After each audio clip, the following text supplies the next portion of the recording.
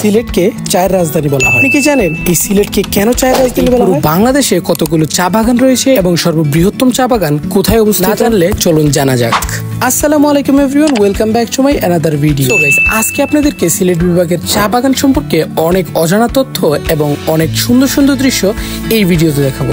So আর কথা বললে আপনি চলুন ভিডিওটা শুরু করা যাক।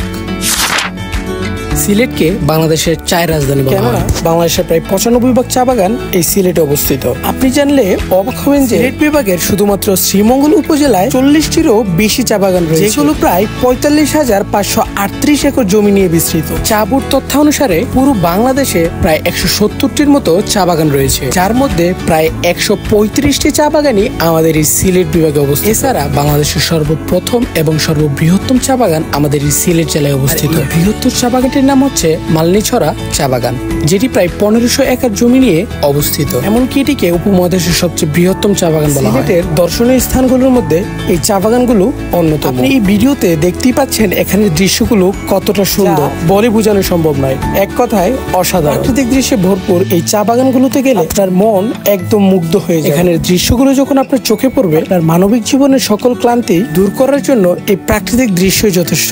এই সবুজ সোনালী প্রকৃতিগুলো আমাদের এই অশান্ত মনকে যেন একদমই শান্ত করে দেয়। শুধুমাত্র ভিডিও দ্বারা এখানে সৌন্দর্যটা প্রকাশ করা একদমই অসম্ভব। এই চা বাগানগুলোর আসল সৌন্দর্য যদি আপনি দেখতে চান, এই প্রকৃতির মজা যদি আপনি পেতে চান, তাহলে আসতে হবে আমাদের এই সিলেট বিভাগে। সো গাইস, এই ছিল আজকের ভিডিও। যদি ভালো লেগে থাকে অবশ্যই লাইক, কমেন্ট, শেয়ার করবেন এবং আমাদের ইউটিউব চ্যানেল এবং ফেসবুক পেজ MS ব্লগকে সাবস্ক্রাইব এবং ফলো করতে ভুলবেন না।